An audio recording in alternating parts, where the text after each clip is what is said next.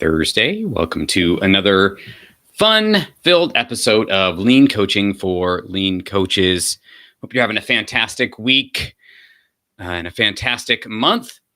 As you may or may not be well aware, April is Autism Awareness Month, so I am wearing my, yes, I can find the camera, autism t-shirt. I picked this up actually at Walmart for like $8-9 the other day, and just, of course, it is very important to me as I have two kiddos that are autistic people. And so always love sporting and bringing awareness to that. And, uh, if you have people in your life that are needing support in that area, Autism Speaks is a great resource, and you can go to or call in at 888-AUTISM-2. And of course, Autism Speaks, you can search that out for all sorts of great resources there as well. But we're here today to talk about what do we do when we have embarrassing moments in public, when the world is watching us, or may feel that way at least.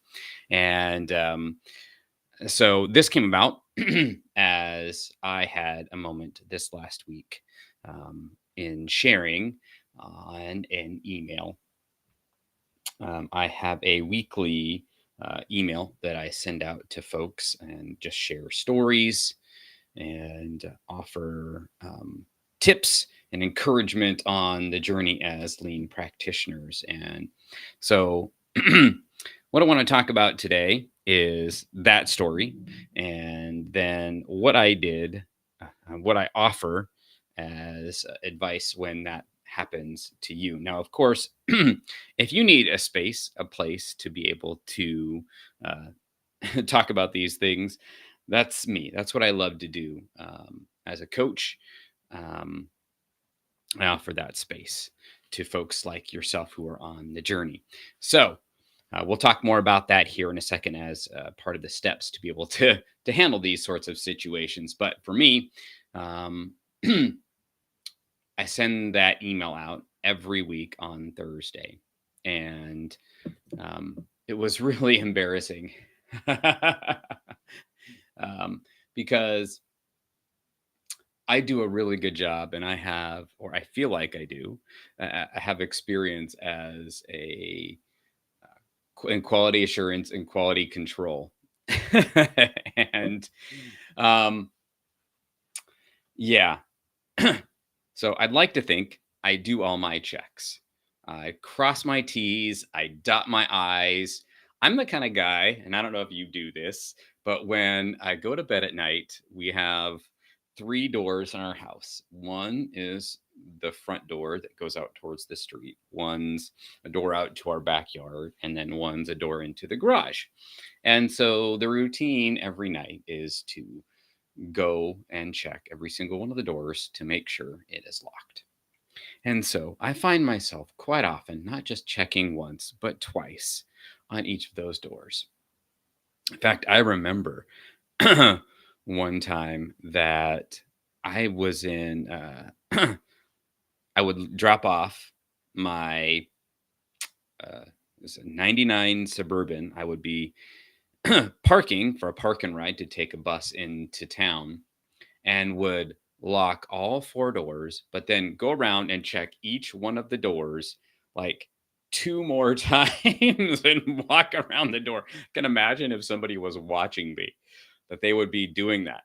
So I don't know if that's any of your experience. Would love to hear. And thanks, Adam, for dropping in here. It's always great to have you. And for anybody else, love to hear your stories too, as well, of these moments, because, we all have them. We all have them. And I know that I'm not the only one, but it's just embarrassing when it does, right? And so I had a job in quality assurance for 4 or 5 years, always looking to improve processes. And, it was cross-functional. So it's like other teams, work comes downstream, and we get the errors and defects. And so we're trying to come up with ideas to make processes better. And so you're seeing other people's, mistakes and errors. And so you're like, oh man, come on, together. And then I moved on to the quality control team. So we would get a whole bunch of tickets in for work that was being done, and I would do quality control checking to make sure that was all done, and then sending it back if it wasn't, and putting, okay, this is what needs to be corrected or updated. So of course it would make sense that someone like that would have a quality control process in for themselves.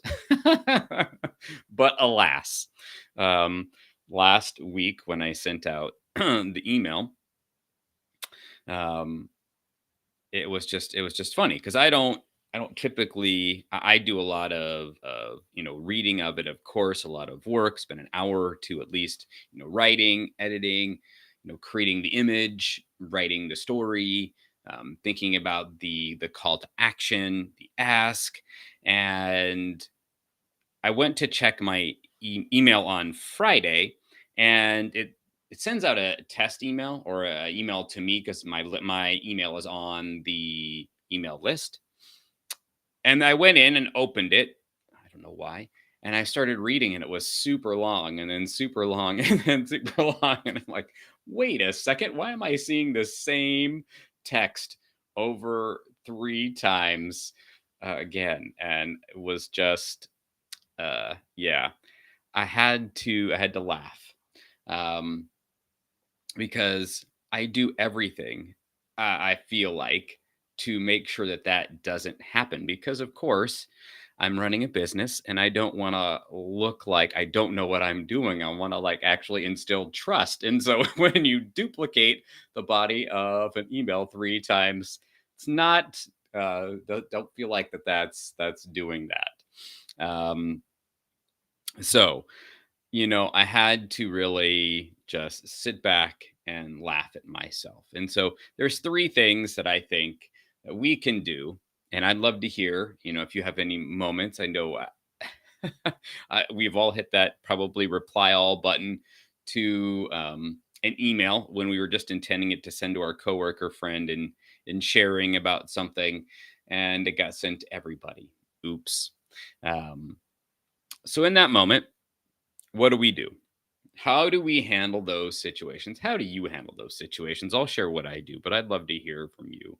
Like, how do you handle situations, especially as lean folk, right? We think our job is to help make processes better. We're here to solve problems. And so when somewhere in our process something falls apart, what do we do? And how do we handle it like right after, especially if you're running a business? Um, or you're putting on a training, you're up in front of a number of different folks. And so um how do you handle that? And so just three thoughts from me here, and again would love to hear from you as well, like what you do. And yes, Adam, thank you so much. Happens to you all the time. Yeah, of course. And it always seems to happen. And I know this is not true, but it seems to happen in the most opportune time. Feels that way, of course. No, that, scientifically speaking, it's not. But this idea of when we take a look, the moment's happened, pause and reflect, right? That's a great way to just step back. And if you have some process that you use, and hopefully you do, that you have a regular way to do this, but pause and reflect and write down, how do I feel? Right? How do I feel in this moment? Whether that's embarrassed, angry at myself, feeling like somebody's going to reject, whatever that might be. Find a way to write that out in some way, shape, or form. And then write down, okay, this is an opportunity for me, right? This is not against me. So I think for me, as I was taking a look at this situation that happened last week, and when I figured it out on Friday, I was like, how could this be for me? Because in that moment, it was a whole reza, freza, reza. And I just had to pause and say, okay, this is for me. This is an opportunity. And I thought to myself, hmm, yeah, I can use this as an opportunity um, to be able to share that this happens, right? That I think we all think that we have to show up in a certain way, but people want to know. I go back to that movie, Hitch, one of the final scenes in the movie Hitch. Um, And thank you, Michelle. Yes, pause and reflect. We get in that reaction state so much. And we're like, we beat ourselves up. But when we pause and reflect, we can really have an opportunity. And what I like about that movie Hitch, and it's one of my wife's favorites, is one of the last scenes. And oh gosh, what's the actor's name? Kevin, right? Oh God, I can't even remember his name. I'm sure you all remember. um, yeah, patience. Patience is a virtue. Patience with ourselves, isn't it? But I remember the movie because one of the final scenes is, you've got this nerdy accountant, and Will Smith is trying to help him, get to be able to be with this beautiful, rich um, woman.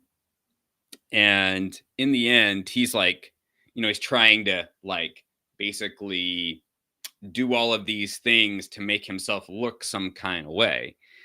But then in the end, when she eventually, he admits that he really loves her and cares about her, and he was like so embarrassed for all these like embarrassing moments that he had. She said, "Well, the reason why I liked you is because you like showed up as human and relatable, and you weren't just trying to impress me. You actually were just like a real human being." And I just thought, isn't that the way? Isn't that the way when the reality is that we all want to feel like we're not just the only one. And when someone actually shows that they have a human side, that is that is relatable, that is connectable, that is what actually is building trust, is seeing the humanity, like having a shared humanity.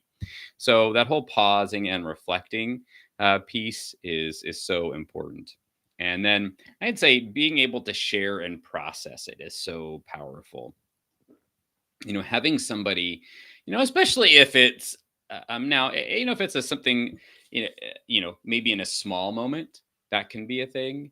But I think being able to have a place to process these moments um, is so powerful, right? Do you have a friend, a coach, a mentor, somebody that you can go to and process these things with? Now, you can write them down, and I think that that's good. But having somebody in your corner that you trust, where you can share these moments with and be able to say, "Hey, I effed up today in this way, and I am so mad at myself about that." And I'll just say, I had this moment yesterday where I was processing an engagement that I'm having or working on with somebody that I'm hoping to work with down the road. And I'm struggling with, okay, how do I do that? How should I approach it? What should I say? And I was just so like, and so I'm in this group coaching session yesterday, and my coach was like, I've got a lot of ideas, but here's the question for you, is like, how would what would you say to a friend that was, spinning on this and dealing with this? And I was like, oh man, I hate you. I hate that question. Because what it really does is it offers up a perspective of grace and patience with yourself, as you said, Adam. So, well, patience is a virtue, and we have to have that with ourselves. So, having somebody in your corner who can help you ask a reflective question like that can help you give yourself a little bit more grace, a little bit more patience with yourself in that moment. Um, and yeah, absolutely. And I think, Adam, different ideas from different people. Absolutely. And they can help you get that different perspective on the situation and offer you a reframe to exactly what you were thinking was so embarrassing and so terrible and so horrible about that. And they can ask you a question like my coach Christos did in that moment was like, what advice would you give to yourself in that situation? Or what advice would you give to a friend in that situation? And so I think for me, that was like, oh, yeah, I could ask that question to myself in that moment. Okay, Sam, what advice would you give to yourself in that moment? Like, okay, yeah, everybody does make mistakes, and this is for you. And so I think, having that space to be able to share and process is so, so powerful. And there's such an opportunity there for us. So the next piece, and I'd say the last one, I have a bonus, as I always like to add a little bonus here, is learning and adjusting. This is all kind of, I'm separating them out, but it's all kind of melded into one. And I think, this learn and adjust, right, is what will I try next time? And for me, in this moment, as I was like, of course, beating myself up after I had this email that went out and in triplicate with the content was like, okay, take a deep breath. What can I try different next time? So now that I've paused, reflected, and then I processed it out, okay, what can I learn from this and how can I adjust for next time? So, two things, right? Like, so what I can try now, the experiment I can try is adding a QC step to my process, which is funny because one of the first emails I sent out, I had a couple errors in, and didn't have a QC process, and so we have to learn these things multiple times, don't we? So, um, so that process now is to send an email to myself after I've drafted it all up, done everything. Send an email to myself and read it. Now, there could be an additional one that maybe we'll try out is send a draft to someone else. Get a person to do that. Now we could talk about QCing and is that an additional step that we could alleviate by having some better systems in place for the actual writing process, but that's a whole other conversation.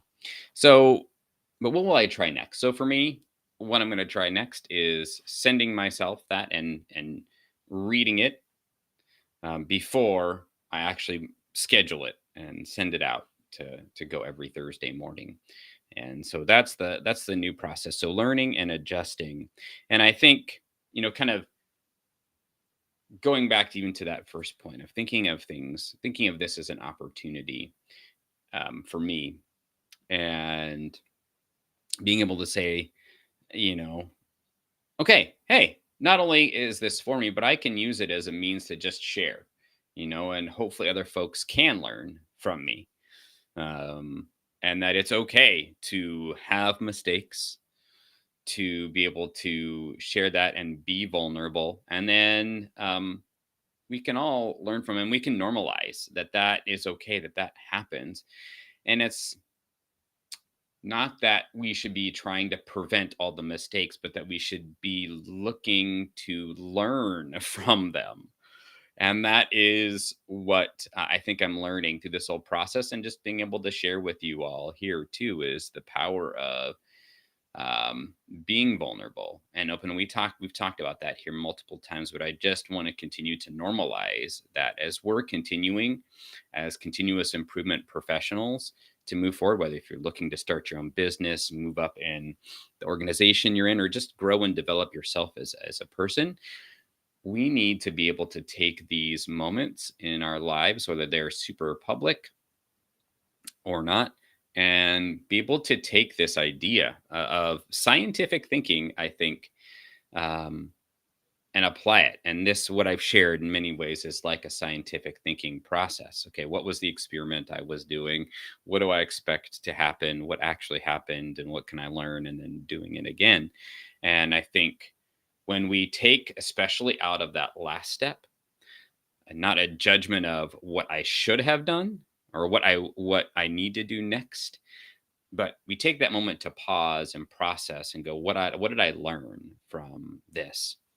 And what I learned is it's okay. Like, it's okay to make mistakes and to do it in public. And in the end, I've survived. I've lived to tell about it, right?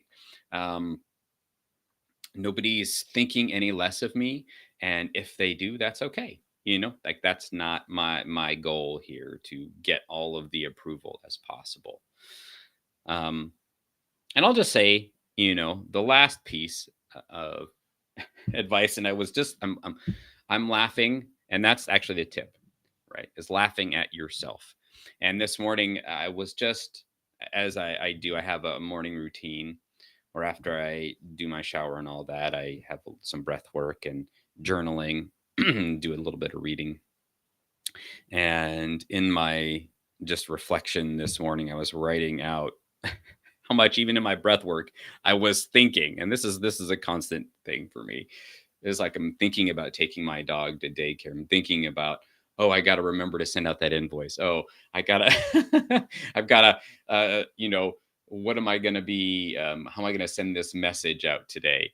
And I was just writing all the things that I was thinking about, and thinking, I'm thinking about this, I'm thinking about this, I'm thinking about this, and just laughing at myself. And I think we have to be able to do that, right? We have to be able to not take ourselves so seriously. And for myself, growing up in a home, and I'm very thankful. I grew up in a loving home for sure. And also, it was very much all about making sure everything was done right. And so, this idea of laughing at yourself, not taking yourself so seriously, was not something. Yes, we laughed and we joked, but it was definitely not mm, the overarching culture. And I think I'm so thankful for my wife, because she offers that. Is that we can give each other a hard time, where I wouldn't be able to handle that years ago. When we first got married, I would take myself so seriously that if she was just trying to joke with me and give me a good ribbing, that I couldn't take it. I just took it personally. And so now I've definitely changed. Now I'm still got that essence inside of me of taking myself seriously, but I've softened up. I've softened up. And instances like this, where you do stuff out in public and you are like so embarrassed, it's like, well, okay. Like, that's okay. Even in these sessions where, like, things don't go as planned, I don't have it all figured out, and that's okay. And I'm so thankful for all of you here, that you're stopping by. You're part of the journey, and um, that I get to be here. It's a blessing. It's a blessing to be able to share this space with you all, and that you've stopped by this morning, or if you're watching the replay. And certainly hope that this gives you encouragement, that it's okay when things like this happen. Um, I love these YouTubers. Some of my favorites, Colin and Samir, and their YouTube channel is all for creators, typically YouTube creators, but I take it as somebody who creates content on the regular basis, and um, they've grown their channel from over the years, you know, from zero to now where they're like 1.5 million subscribers, and they have all sorts of different content popular content creators on there who share about their process and their journey. And hearing from these two, Colin and Samir, and I remember this little short that they shared a few months back, and it just has stuck with me ever since. And I think applies here is everything is an experiment. And I think if we can look at our life at that way, whether we're looking to launch our own business, wherever we're at, if we can look at our life as everything is an experiment, then we can hold more loosely to times when things don't work out the way we hope or the way we expect. And we can look at them as an opportunity that's for us and an opportunity to learn. So, again, if you're looking for that kind of coach, that kind of person in your space that's not going to be afraid to share when they flub up, that they make mistakes, but is there to help you along on your journey, to support you, help you get clear on where you're headed, where you're at, and walk you through the scientific thinking process to not only help you get to where you want to get to, but help develop that way of thinking so that you can apply it in your journey. So when we're done working together, that way of thinking is something that you continue to take along with you, and you see those challenges in your life not as impossible, but as like, okay, I can just go run another experiment and take it a step at a time. If that's what you're looking for, I'm your guy. So please shoot me a DM. Let's have a conversation and talk about what it would look like to work together and help you get there. And we'll have fun too while we're doing it, of course, because that's just my thing. So thank you so much for being here again, Adam, Michelle, Ivan, all of you for being here today. It's been so much fun. And we're going to be back here on Tuesday with another lean coaching for lean coaches. And I do have spots available too, just to let you know. Next week, I've got Jeff Gray. He's been in the lean game for years. In fact, I saw a picture that he had with Dr. Deming. So you know this guy goes back. He knows his lean stuff, and he's going to hop in the hot seat and going to support him in a challenge that he's dealing with right now. But if you'd like to hop into the hot seat, have some support in a challenge that you're dealing with, please shoot me a DM. I've got spots open here in the next few weeks. So let me know and we'll get you on and have a great conversation. So again, thanks so much. Wanted to say again, I feel so blessed and thankful this morning. I'm about ready to head out, have my morning cup of coffee and oats, get the dog to the daycare, my son to school, and then got some fun coaching and great stuff here the rest of the day, and hope you do too. Much love to you all. Have a fantastic day, and we'll see you again on Tuesday. Take care.